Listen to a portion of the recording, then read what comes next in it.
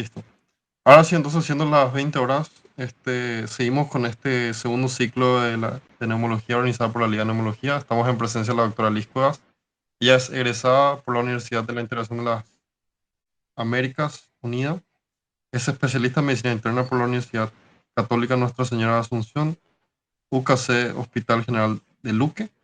Fue exdirectora de la Red Estudiantil en Prevención Cardiovascular y ella estará colaborándonos en el tema neumopatías de origen laboral y ambiental. Entonces, doctora, te agradezco por esta colaboración y espero que sea al agrado de todos. Bueno, muy buenas noches para todos. Antes de compartir la presentación, prendo mi cámara para saludarles. Eh, Gracias, Sergio, por la presentación.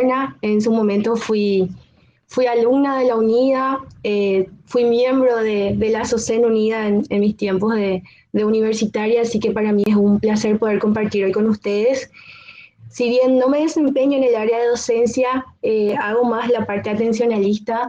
Voy a hacer todo lo posible para poder transmitirles una información útil para ustedes sobre el tema que hoy nos reúne, que serían las neumopatías laborales y ambientales.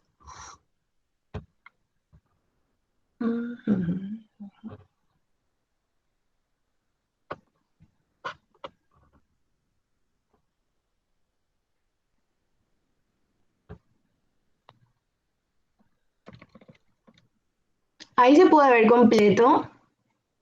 Sí, se ve súper bien, doctora, no te preocupes.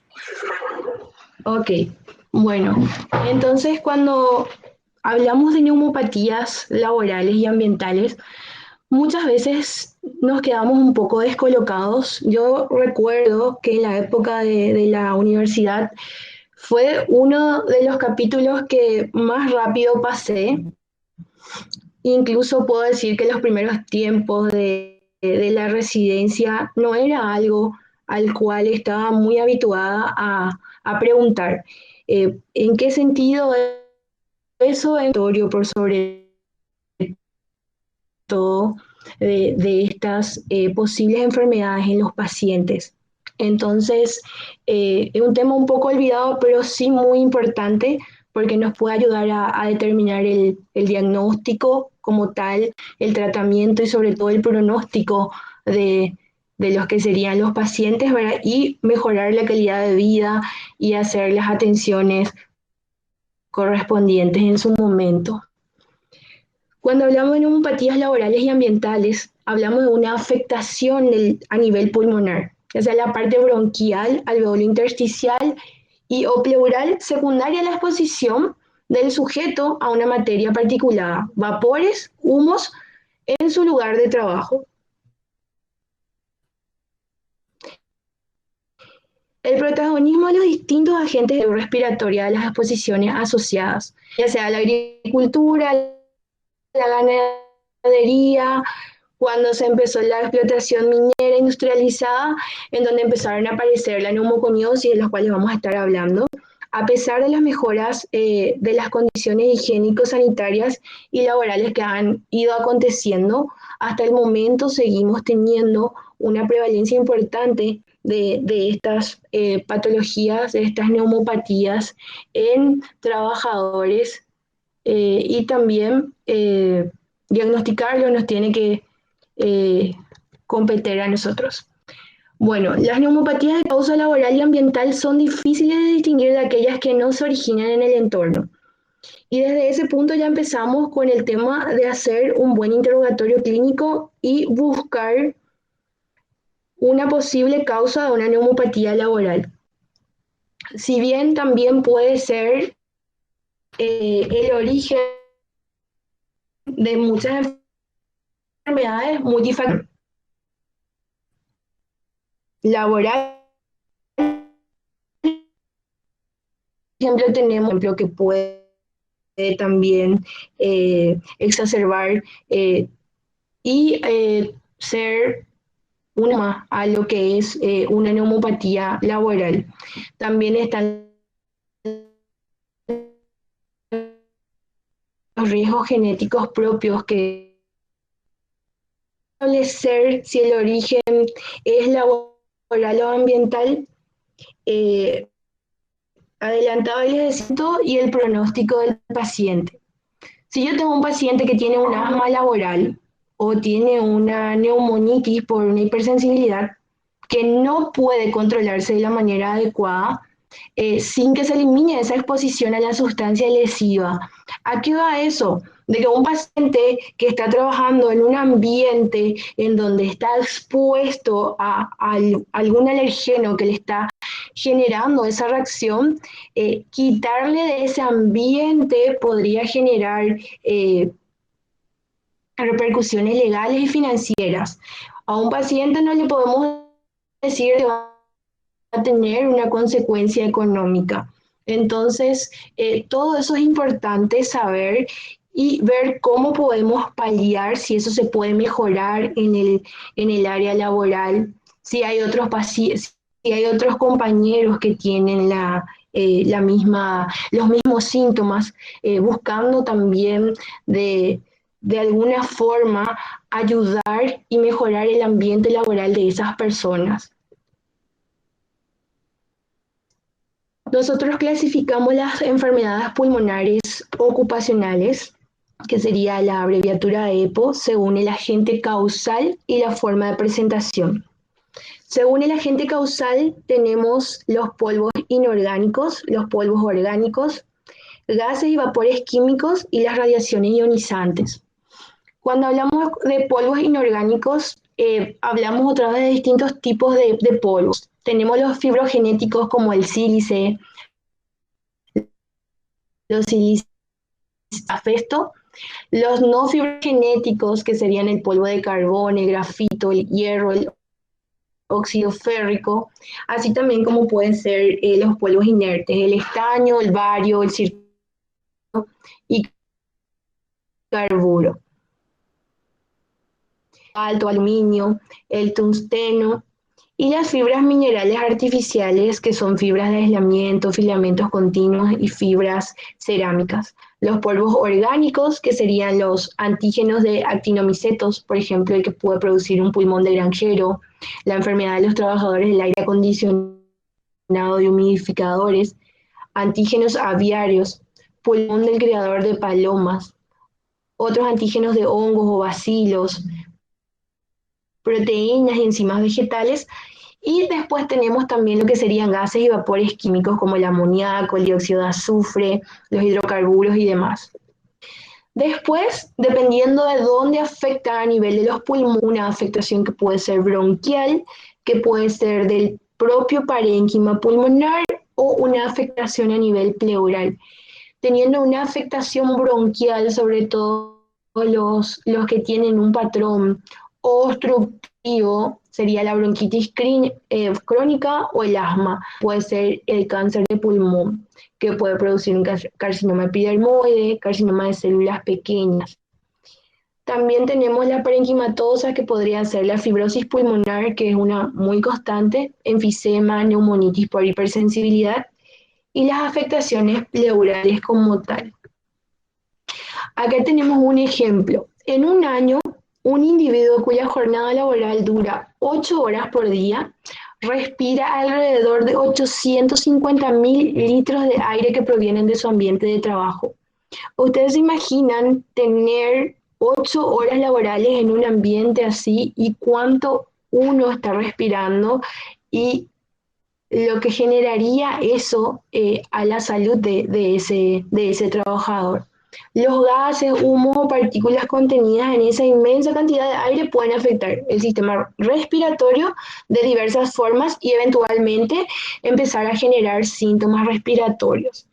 Esto también tenemos que tener en cuenta de que se tiene que considerar el tamaño de las partículas contaminantes y hasta dónde puedan llegar. Eso no les puse en las diapositivas, pero también es importante porque las partículas que tienen mayor a 10 a 15 micras de diámetro, debido a sus velocidades de sedimentación en el aire, no penetran más que la nasofaringe. Sin embargo, aquellas más pequeñas sí tienen una mayor facilidad de penetrancia. Si bien no están mirando, la información básica que les estoy compartiendo es del Harrison 2020, no sé si siguen usando, recuerda que era nuestro libro base en medicina interna. Se calcula que el 15 al 20% de los casos de asma y EPOC en adultos se deben a factores ambientales.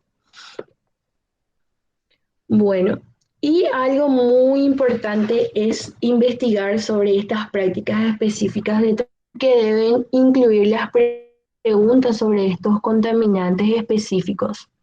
Y como les decía en principio, a veces en buscar significa ir haciendo preguntas más dirigidas hacia eso.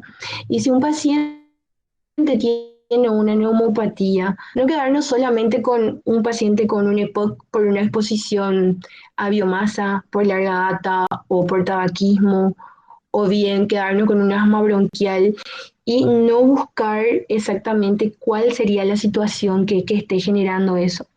Por ejemplo, en el caso de lo que sería una neumopatía por sílice, la silicosis, por decir, preguntar al paciente historias de hábitos tabáquicos, preguntar también sobre si el paciente cavó pozos, en qué área, en tierra de zonas rojas o en tierras donde hay piedra, ¿cuántos metros de pozo?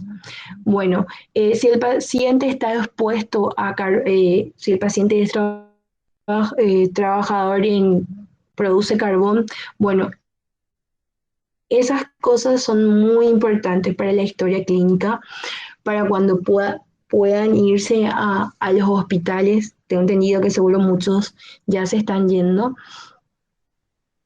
Y específicamente empezar del paciente, cuánto pesa, la talla, dónde vive, el nivel socioeconómico que tiene, así como le decía, los hábitos tóxicos, tabaco, alcohol, drogas, antecedentes personales y familiares de atopia. El paciente siempre fue asmático, entonces no es un asma bronquial producida como tal, por ejemplo, por una causa de lo que sería una exacerbación de una crisis de asma. Entonces hay que preguntar sobre los trabajos anteriores, sobre las actividades de ocio de ese paciente, qué materiales utiliza en su trabajo, la exposición que tiene a cada uno de esos, porque también es muy importante para lo que es la parte de las neumopatías laborales, la fecha de comienzo de los síntomas, el intervalo entre la exposición y su aparición, qué medidas de prevención está usando, el paciente usa tapabocas, el paciente usa algún tipo de protección o medida de seguridad para realizar ese trabajo o lo hace sin la debida prevención. Otro también es si esa situación clínica que el paciente está presentando, o sea, esos síntomas respiratorios se exacerban en el trabajo, pero mejoran el sábado y el domingo que no se va a trabajar, o mejoran las vacaciones. Eso también nos podría ayudar y enfocar hacia lo que serían las patologías más enfocadas hacia el área laboral. Las medidas de prevención utilizadas que ya decíamos, y si hay otros trabajadores afectados de forma similar. Todo, 3 o 4 de mis compañeros tienen los mismos síntomas, entonces evidentemente hay que insistir en lo que serían las medidas de prevención. Incluso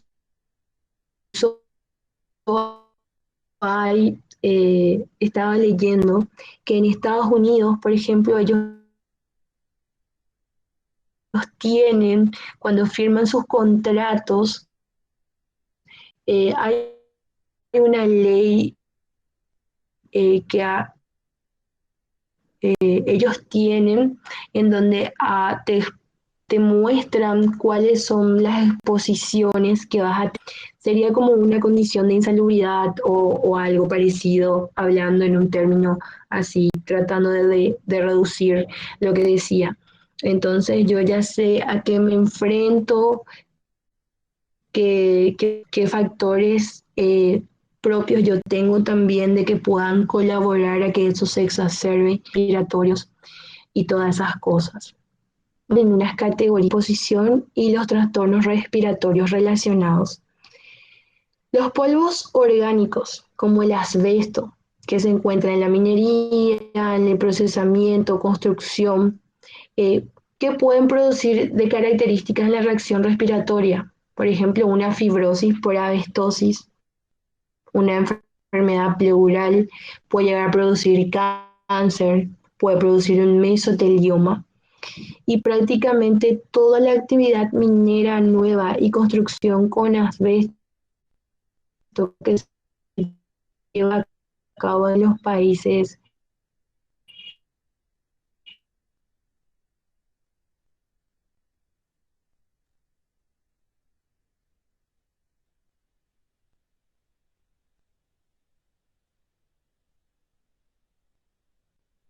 Entonces esto también podría llevar a una patología restrictiva, ahora que sería la silicosis, una fibrosis masiva progresiva, cáncer, tuberculosis, una enfermedad pulmonar obstructiva crónica. Entonces, lo mismo es, todo esto se basa en datos de lo que sería el Harrison, entonces el comentario que ellos hacen ahí es de que hay una mejor protección en Estados Unidos por el riesgo persistente en los países de desarrollo continúa, ¿verdad? Después el polvo de carbón, lo mismo que puede producir la neumoconiosis de los carboneros. El berilio, procesamiento de aleaciones para industrias de alta tecnología. Y también están otros metales, el aluminio, el cromo, cobalto, que ya estábamos mencionando anteriormente. Lo mismo con los polvos orgánicos, por ejemplo, como el polvo común, los molinos, procesamiento, que pueden producir una bronquitis crónica, podía producir. Después tenemos también otras sustancias de tabaco, hidrocarburos y demás. Y los cálculos varían hasta el 10% de todas las neoplasias pulmonares malignas. Aparte también producir lo que podría ser un cuadro bronquial, EPOC y fibrosis. Bueno, entonces centrándonos un poquitito en alguna de estas neumopatías, hablamos de la silicosis, que sí produce un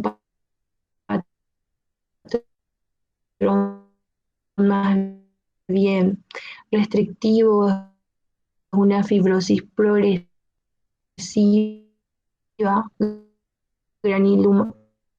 granulomatosa,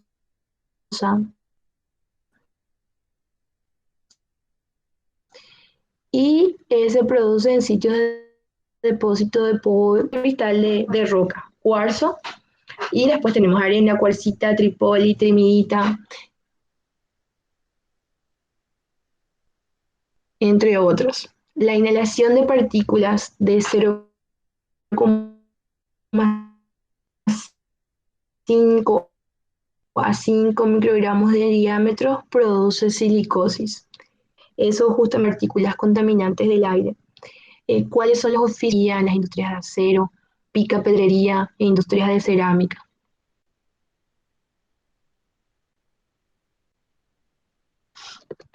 Acá tenemos algunas imágenes que se producen en un paciente que tiene en donde se ven unos nódulos que son y generalmente superiores. Ahí se ve en la tomografía. Estos serían los nódulos que se ven en una radiografía de tórax.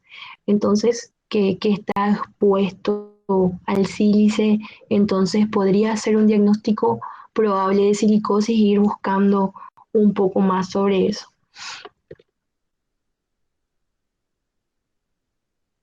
Esto también se puede complicar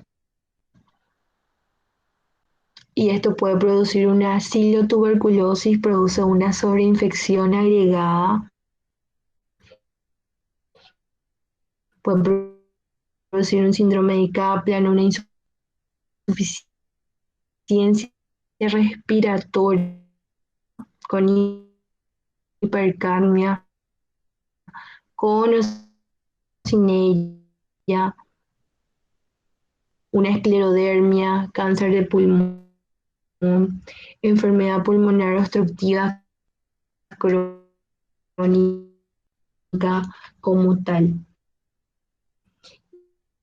Y acá también hay una imagen, en realidad son más bien imágenes demostrativas, ¿verdad? Tuberculosis produce una masa de conglomerado acá en la parte sería el vértice,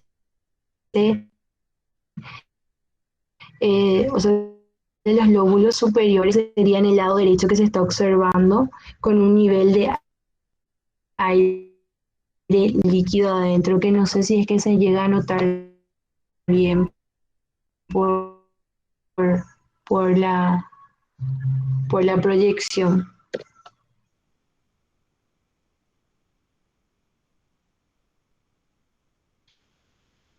Después tenemos el abestosis, que es un término que incluye un número de silicatos también de magnesio, hierro, y muy complejo. Bueno, y los otros alcanzan la periferia del pulmón. La exposición al asbesto puede producir placas fibrosas pleurales, una abestosis pulmonar. Entonces, hablando de esto, podemos decir que esto se empleaba para la manufactura de textiles resistentes al fuego en el cemento y en materiales para fricción, vestimientos para frenos y embrague. Entonces, los trabajadores de estas áreas están expuestos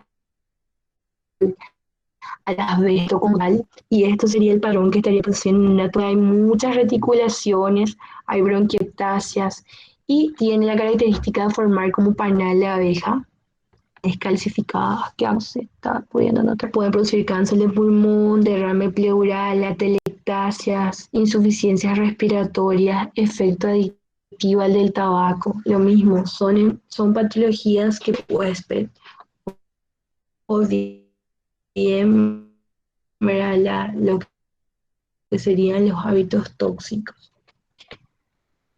Después está la neumo de los mineros del carbón, que la exposición al polvo del carbón en el trabajo puede producir una neumonía. Entonces, y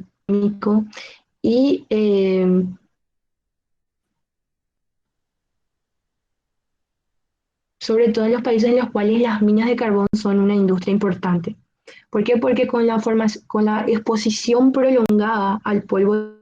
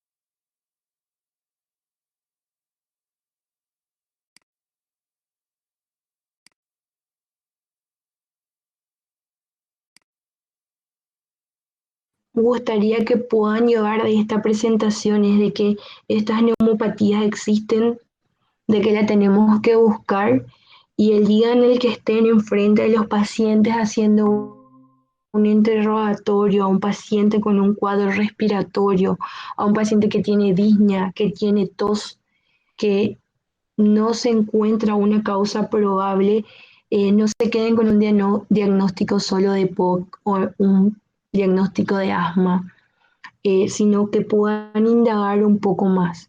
El paciente, el paciente trabajó en una como minero del carbón, el paciente cavó pozos en zonas de tierras con rocas a altas profundidades, o sea, a profundidades grandes. Eh, el, paciente, el paciente estuvo expuesto a... El paciente trabaja en una granja, entonces ir buscando dónde se expuso el paciente y ver la forma de ayudar a que eso pueda cortarse, porque en muchos casos se puede llegar a evitar la exposición, pero en muchos casos es más bien insistir en lo que serían las medidas de bioseguridad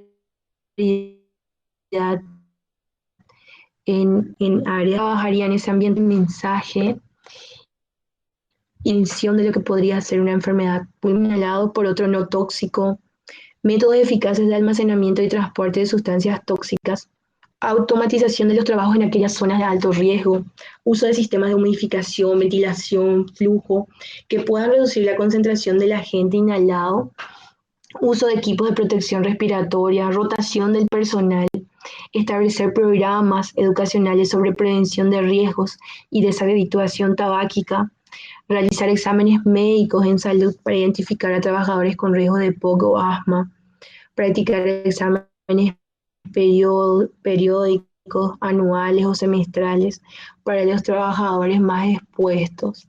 Esto sería de vital importancia para poder mejorar la calidad de vida de los trabajadores y ir en la parte económica de ese trabajador, tomar las medidas que nosotros como médicos le estamos sugiriendo en ese momento. Y básicamente es todo lo que yo tengo para compartirles el día de hoy. Como les decía, la información básicamente es de lo que sería el Harrison 2020, algunos artículos y el UpToDate, que estuve mirando las imágenes para poder mostrarles cómo se ve estas neumopatías a nivel pulmonar y de que cómo podríamos tener una sospecha de que hay una neumopatía de origen laboral o ambiental que esté produciendo la patología por la cual el paciente acude con nosotros. No sé si tienen alguna consulta.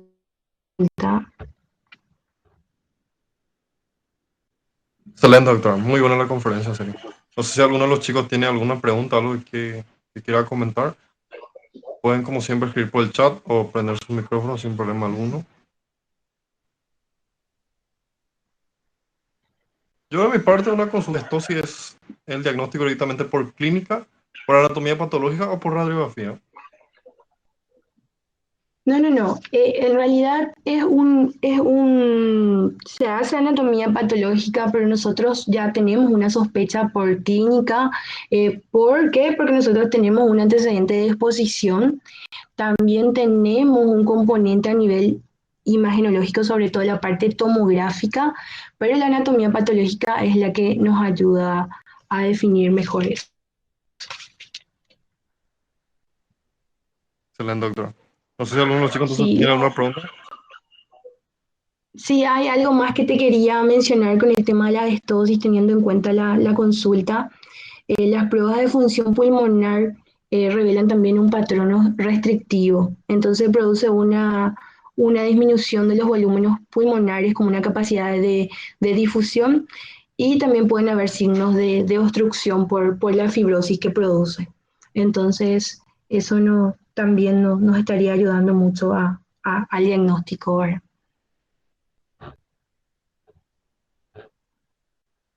Perfecto, doctor.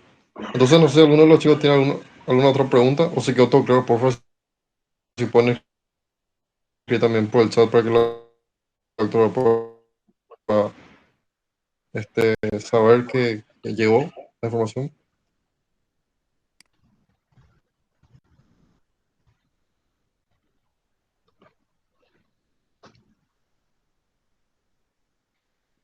Ok, creo que no hay preguntas, entonces, doctora, la verdad que te agradezco otra vez por aceptar nuestra invitación. En serio, es un honor conocerte, es un placer realmente haber contado con tu presencia, una ex miembro de la SUSEM. Esperamos entonces más adelante seguir contando contigo y, y nada, felicitarte. Gracias también a tus compañeros que se conectaron a la presentación. Así como no sé si les llegué a mencionar, yo no hago docencia, así que espero haber podido transmitir un poco de lo que son de estas neumopatías y que quede algo de esta charla. Tampoco es un tema muy usual para mí, no vemos demasiado, es más, no buscamos demasiado, así que siempre es importante ir leyendo y viendo también el resto de lo que sería la parte teórica, ahora que es bastante extensa, pero ir viendo los cuadros, ir viendo los diagnósticos, las pruebas de laboratorio que uno puede usar, se pueden incluso buscar anticuerpos, se pueden ver en las radiografías también, ¿verdad? Dependiendo del tipo de neumopatía que hay, las formas, los tamaños, todo eso está clasificado y lo van a encontrar en las bibliografías una vez de que vayan desarrollando esos temas.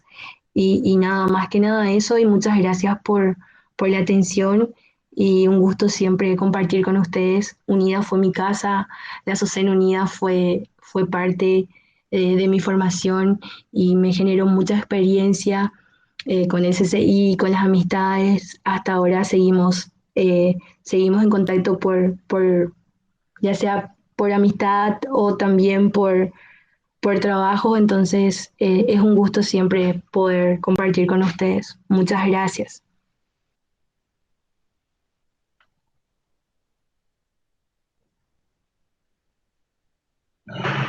Excelente, doctora. Quedamos así entonces. De verdad te agradezco y vamos a estar hablando entonces para una próxima ocasión. Dale, muchas gracias, hasta luego. Buenas noches. Hasta luego, buenas noches entonces para todos también. Nos vemos, chicos.